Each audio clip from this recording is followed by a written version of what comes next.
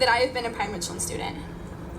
It will also be marking 13 years that I have known about and performed the school intruder drill. At 6 years old, this is terrifying. And at 17 years old, this is still terrifying. In today's world, mentally unstable people obtaining assault rifles is normal. It happens. It has happened and will continue to happen unless something is done to change the current trajectory. Lately, we young people have been standing up and speaking out about gun reform in hopes to prevent the seemingly never-ending cycle of gun violence in our country.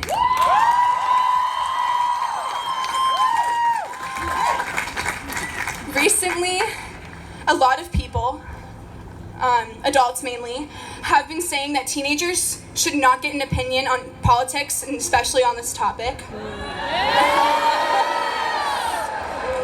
We're not educated enough on the topic. Teenagers don't know anything about guns. But aren't we the ones living through it? And if we don't know anything about guns, then why are we able to purchase one when we turn 18 years old?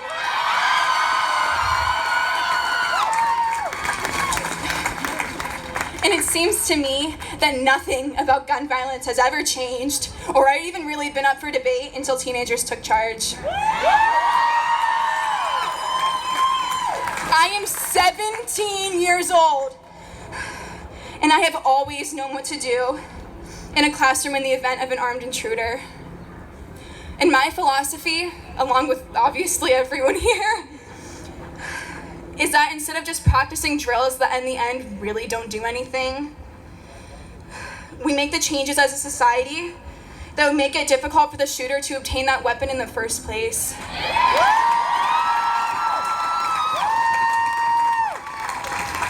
I'm 17 years old, and I am sick of looking at my phone and looking at the news and hearing that kids my age are dying for no reason.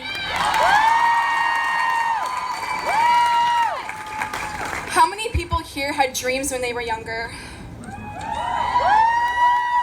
Dreams of becoming an astronaut, dreams of becoming a world-class dancer, a doctor, traveling the world.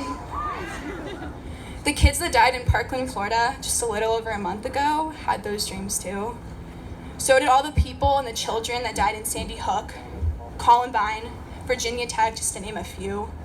14 kids from Parkland, Florida will never get the chances at life that they deserved. Some of those kids never had the opportunity to fall in love. None of those kids are ever going to be able to go to college despite how hard they'd been working. Some of them never even learned how to drive a car. None of them are going to grow up and get married and have children of their own. None of them will ever land their dream job.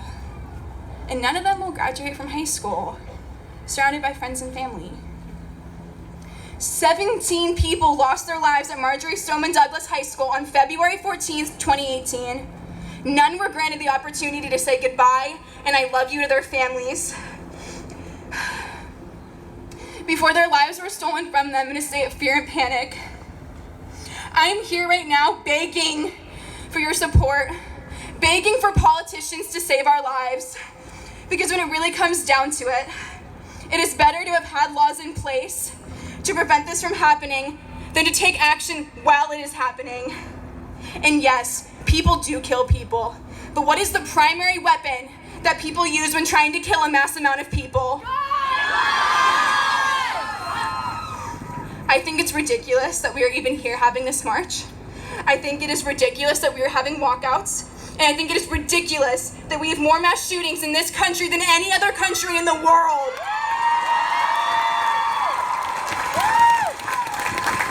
And I find it ridiculous that nothing was changed about this even 20 years ago.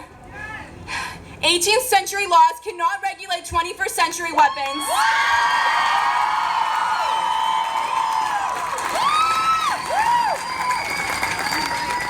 Now, we are all pretty familiar with our Second Amendment right, the right to bear arms.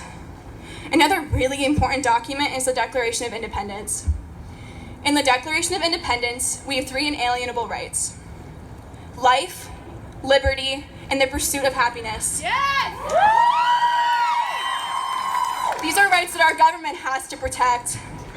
Now, while owning a gun is a liberty, life comes first.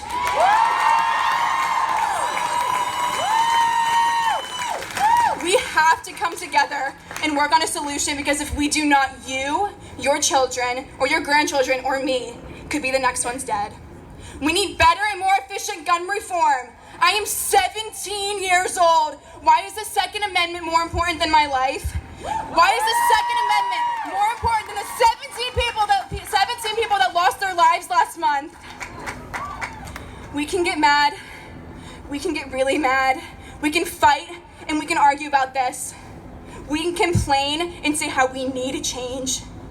But you aren't doing anything if all you do is talk about an issue at hand.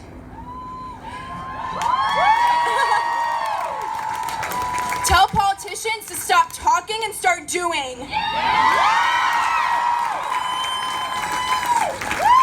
We cannot expect a change if we don't. Call your government officials. Vote for people that are for gun reform. Vote! Vote!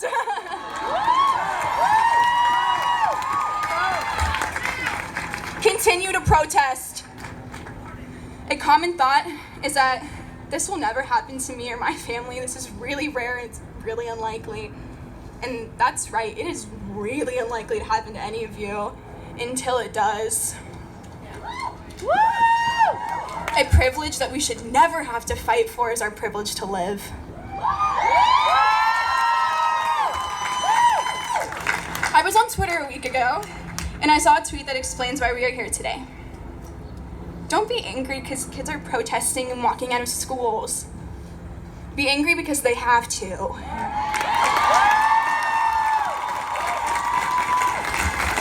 As Cameron Kasky has stated, we do not work for the government works for us.